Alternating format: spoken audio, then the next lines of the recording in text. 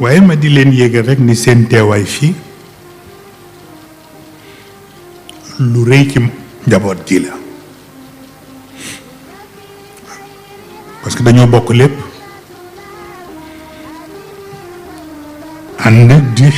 xeex li ñuy xeex xëy na am na ñu naan waaw sëñ Moustapha de moom kenn gisu ko wala kenn déggu ko li ngeen am yépp maa ko def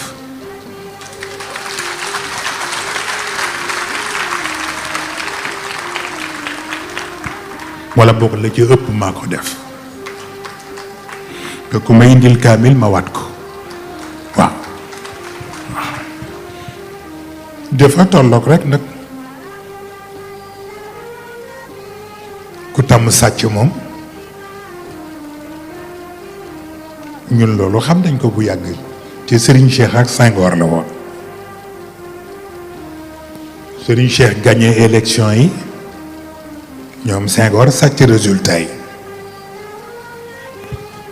donc loolu du ñu bett jamono yi ñuy ànd ak Ablaye Wade am na élection yu am ñu gagné ko ñu sàcc résultat yi te keroog góor gi woo ma woo Ablaye Wade ñu ñëw mu ni dem leen ngeen former seen gouvernement wu bopp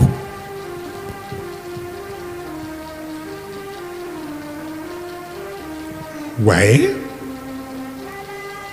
ma gis ni ñiñ ko séqaloon mel na ni dañu ñemewul yi affaire bi te mooy former seen gouvernement wu bopp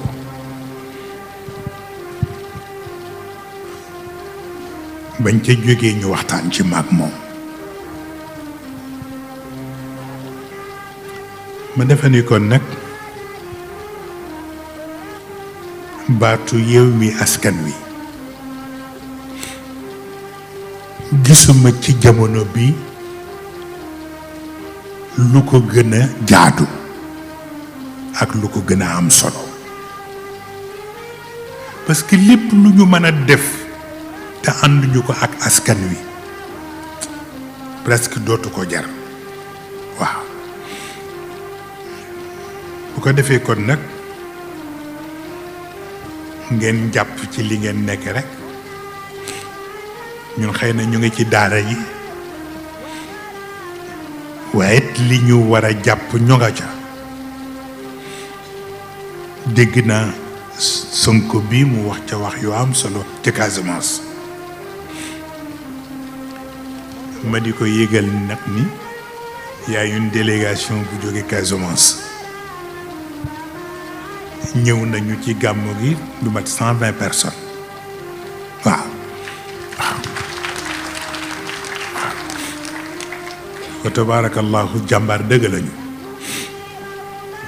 waaw xalifa boo gisee kon Barthélemy du question sax contribution bi mais dañu bokk lépp donc ñu accompagner ko farata la incha allah li ci des nag mooy njaboot yi kenn ku ci nekk taxawaay boo amoon da ngay yokk taxawaay ba ndax am na loo xam ni jeexamul waaye nag sa yaa ci yow bese nga ci ëllëg yàlla dina def li ñu bëgg incha allah waaw ñu sant leen yéen ñëpp sant gan yi fi ñëw yëpp. jaa ngeen jëf mbokk yi ñu doon seetaan fii ci soppe Serigne Cheikh Ahmad Tidiane Sy Al Maktoum waxtaan wi ngoon dégg Serigne Moustapha Sy moo ko doon yëkkati fële ca champ de course di envoyé message wala soññe kii di Ousmane Sonko rawatina waa coalition Yewwi Askan bi nga xam ne ñoom la bokkal coalition boobu di xam le ne maanaam jamono ji ñu toll daal amul turu gën a yell mooy Yewwi Askan Wi comme maanaam baat wolof la waaye baat bu neex a dégg la ca dafa ñëwee ci jamono mooy yeewi askan wi. kàddu yi Serigne Moustapha Sy moo ko yëkkati woon fële ca champ de course gàmmu gi ñu weesu muy édition 2022 Serigne Moustapha Sy yàlla na yàlla guddal fanam bu baax a baax may ko wér. mbokk ñu dañuy wéy di leen ñaanal rek liñ leen di ñaan chaque jour mooy ngeen aboneel ñu ci chaîne bi di soppay Serigne Cheikh incha allah ba canal bi gënee am doole rek dinañ indi yeneen i programme yoo xam ni dafay jàll fii ci chaîne bi kon dañuy ñaan képp koo xam ne yaa ngi seetaan vidéo bi rek nga abonné activé cloche bi ndax vidéo bu ndugal nga mën koo gaaw jot ca ngeen aimé ko commentaire ci suuf commentaire yu ànd yar ak teggin loolu la ñuy ñaan képp ku gis vidéo bi. kàddu yi nga xam ne nag Ousmane kii wax na ko nag dafa Mollah Morgun dafa yëkkati ay kàddu démb naan daal Ousmane Sonko gars yi pexe yi nar mooy faagaagal ko ba mu bañ a bokk ci élection yi 2024 waaye loolu Ousmane Sonko am na lu mu ci waxoon que ni procès bii dox digganteem ak Adji Sarr kenn mënu ko cee tëj loolu Ousmane Sonko moo ko wax ca loolu lu neex a gëm la ca looloot askanu Sénégal ñu ngi yor seen i bët di xool xalaatunoo taxaw ñuy sacrifier life Ousmane Sonko. kon nag ñi li ñu jéem mooy faagaagal ko wala sàkkal ko pexe loolu du mas a am tant que askanu Sénégal ñi ngi toog di jàkkaarloo ak ñoom Ousmane Sonko nag am na fu ñu ko teg lool espoir lu képp kuy sénégalais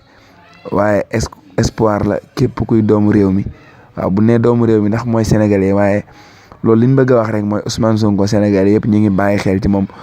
kon jàpp naa ni ñi bu dee jóg ngir ay pexe pour faagaagal ko dana sonal seen bopp rek waaye loolu du mas a am